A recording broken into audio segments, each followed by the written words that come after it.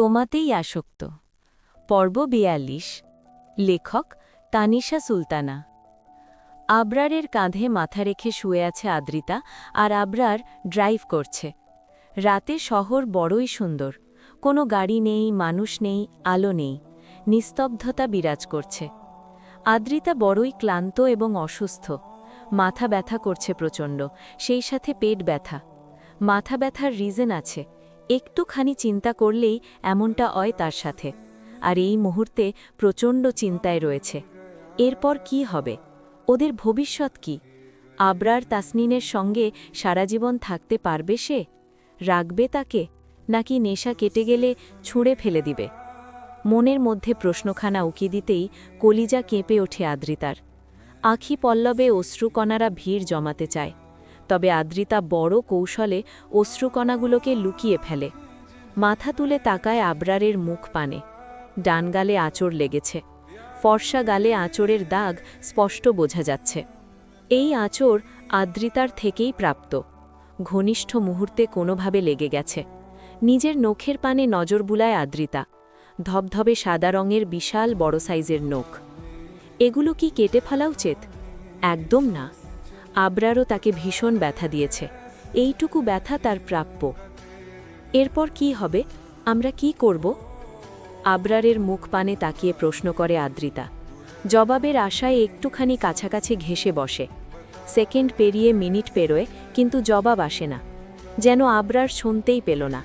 আদ্রিতা পুনরায় বলে, আবরার, আমি ভাবছিলাম এবার আমরা বাংলাদেশে ফিরে যাই। সেখানে ছোট্ট একটা বাড়ি বানাবো।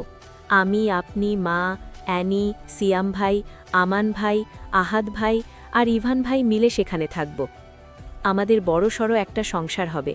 ভাইয়াদের বিয়ে করাবো, আমার যা হবে, সব যারা মিলে কাজ করব, হ্যাপি ফ্যামিলি হবে। বলুন আবরার। খুশিতে গদগদ হয়ে বলে আদ্রিতা। তার চোখ মুখ উজ্জ্বল হয়ে ওঠে। সেই উজ্জ্বলতা আবরারের নজরে পড়ে না, কেননা পাশ ফিরে আদ্রিতার পানে তাকানোর সময় বোধহয় তার নেই। তবে থেমে নেই আদ্রিতা। মাকে কিভাবে বলবে তার সম্পর্কের কথা, সিয়াম ভাইকে কেমন মেয়ে বিয়ে করাবে, আবল তাবল অনেক কথাই বলে চলেছে। আদ্রিতার বকবকের মাঝেই শুনতে পায় আবরার তাসনিনের গম্ভীর কণ্ঠস্বর। You will go to Bangladesh tomorrow. Adrita কপাল কুঁচকে তাকায় আবরারের মুখ পানে। পর মুহূর্তেই খুশি হয়ে বলে, সত্যি? আপনি আমাকে এত ভালোবাসেন? আবরার বিরক্ত হয়, চোখ মুখ কুঁচকে বলে, শাট আপ আদ্রিতা, তুমি একা যাচ্ছ। কিন্তু কেন? আমি একা যাব না। গেলে দুজন একসাথে যাব, না গেলে যাবই না, এখানেই থাকব, ব্যাস। নাছর বান্দা স্বরে জবাব দেয় আদ্রিতা। আবরার আর কিছু বলে না। তারই মধ্যে হোটেলে পৌঁছে যায়। পার্কিং এরিয়ায় গাড়ি পার্ক করিয়ে গাড়ি থেমে নামে। তারপর আদ্রিতাকে নামায় এবং কোলে তুলে নেয়। চমকায় আদ্রিতা। আবরারের গলা জড়িয়ে ধরে চাপা স্বরে বলে, কি করছেন? সবাই দেখে ফেলবে। Who cares? আদ্রিতা ভেঙচি কাটে, বিড়বিড় করে বলে, তা কি আর করবেন কেন? লজ্জাশরমের বেলায় আপনার কোনো জ্ঞার নেই, হাতি কথাকার। আই উইশ আল্লাহ ওনাকে একটু লজ্জাশরম দিত, আর আমি বেঁচে যেতাম। আবরার আদ্রিতার নাকে চুমু খায় এবং বলে, আল্লাহ লজ্জাশরম আমাকে দিবেও না, তুমিও বাঁচবে না। রুমে এসে আদ্রিতাকে নামিয়ে দেয় আবরার। বালুতে সারা শরীর মাখামাখি, মনে হচ্ছে বালুর মধ্যে গোসল সেরে এসেছে। অ্যানি ঘুমায়নি। অ্যানির আওয়াজ পেয়ে মিউ মিউ আওয়াজ তুলে দৌড়ে চলে আসে। তবে আদ্রিতা কোলে নেওয়ার আগেই আবরার কোলে নেয়, বুকের সাথে মিশিয়ে কয়েক পলক তাকিয়ে থাকে। আশ্চর্য বনে যায় আদ্রিতা। অ্যানি কুটুর কুটুর নয়নে তাকিয়ে আছে আবরারের মুখ পানে। মনে মনে যেন বলছে, আরে হো আব্বু, তুমি কোলে নিয়েছ আমায়, আমি যে কত খুশি। আবরার অ্যানিকে নিয়ে কক্ষ থেকে বেরিয়ে যেতে যেতে বলে, কুইকলি শাওয়ার নাও, I will be there in 5 minutes. বাইরে থেকে দরজা লক করে দিয়ে চলে যায়। সিয়ামদের কক্ষের সামনে দুবার টোকা দেয়, সঙ্গে সঙ্গে দরজা খুলে সিয়াম। বড়ই শোচনীয় অবস্থা তার। পরনে শুধু শর্ট প্যান্ট। হামি তুলছিল, কিন্তু আবরারের কোলে অ্যানিকে দেখে হামি আটকে যায়। ছৌ মেরে নিয়ে নেয় বিড়ালখানা। বুকের সাথে জাপটে ধরে বলে, আমার বনু, সোনা মোনা, তোকে একটা চুমু খাই? আমান পেছন থেকে সিয়ামের মাথায় গাঁটটা মেরে বলে, ও তোর বনু হইল কেমনে? যেমনে আদ্রিতা আমাদের মা হলো। চুপসে যায় আমানের মুখখানা। দুঃখের মুহূর্ত স্মরণ হয়। আবরার বড় বড় পা ফেলে টি টেবিলের ওপর থাকা ল্যাপটপ হাতে তুলে নেয়, বলে, তোরা এভাবেই ঘুমোচ্ছিলি? আহাদ বলে, তো কিভাবে ঘুমোবো ভাই, নাইটি পরে? আবরার ঠোঁট বাঁকায়, 2 আঙ্গুল ল্যাপটপের কিবোর্ডে চালাতে চালাতে বলে, টনি ক্যামেরা ফিট করেছিল, তোদের ঘুমানোর স্টাইল দেখে নিয়েছে। চোখ দুটো বড় বড় হয়ে যায় ওদের। আবরারের পাশে চলে আসে, ল্যাপটপের স্ক্রিনে দৃষ্টি ফেলতেই হেসে ওঠে সবাই। ইভান বলে, শালা তুই রিভেঞ্জ নিতে ওয়াশরুমে ক্যামেরা ফিট করেছিস? আবরার জবাব দেয় না, ল্যাপটপ ওদের হাতে দিয়ে একটু দূরে সরে আসে। পকেট থেকে ফোন বের করে কল লাগায় টনির নাম্বারে। টনি ধূমপান করছিল আপন মনে। হঠাৎ ফোন বেজি উঠায় কিছুটা চিন্তিত হয়। পার্সোনাল ফোন নাম্বার বউ এবং ভাই ছাড়া কেউ জানে না, আর তারা এত রাতে কল করবে না, তাহলে কে কল করল?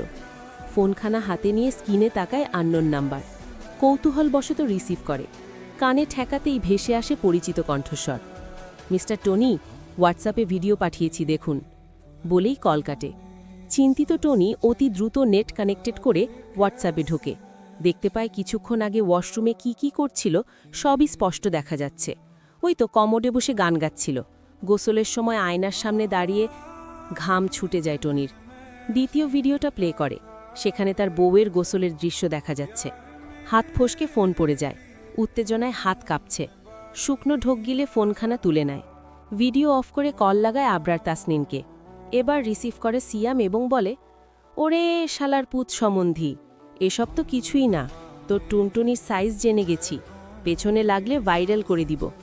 ব্রেকিং নিউজ কি দিব আপাতত ভাবছি, ঘুম আশালা, না হলে কলিকাতা হারবাল খেয়ে টুনটুনি বড় কর। কল কেটে দেয় সিয়াম এবং পরপরই বন্ধ করে ফেলে। এখন শালা কল করতে করতে মরুক। আবরার বাঁকা হাসে। সিয়ামের কোল থেকে অ্যানিকে নিয়ে গুড নাইট বলে বেরিয়ে যায়। সিয়াম মুখ বাঁকায়, গুড নাইট, এখন জল বউয়ের সাথে কি করবি জানা আছে আমাদের, শালা আসছে গুড নাইট বলতে। গোসল সেরে আবরারের সাদা রঙের শার্ট পরেছে আদ্রিতা। এই মুহূর্তে পরার মতো আর কিছুই নেই। আয়নার সামনে দাঁড়িয়ে নিজেকে দেখছে। শার্টটা হাঁটুর একটু ওপর পর্যন্ত হয়েছে, বুকের কাছে দুটো বোতাম খুলে দিয়েছে এবং হাতা গুটিয়ে নিয়েছে। দেখতে বেশ হট হট লাগছে। ভাবতেই মুচকি হাসে আদ্রিতা। 2 হাতে মুখ ঠেকে ফেলে। তখনই উপস্থিত হয় আবরার। আদ্রিতার এই রূপ দেখে শুকনো ঢোক গিলে অ্যানিকে কোল থেকে নামিয়ে বলে, আর একবার তোমার মাঝে ডুবে যেতে দেবে? গড প্রমিস, আজকের মতো এটাই লাস্ট। আর একবার কাদাই তোমায়, প্লিজ। পুরো গল্প পেতে সাবস্ক্রাইব করে পাশে থাকবেন। আর হ্যাঁ, পরের গল্প কোনটা চাই কমেন্ট করে জানান।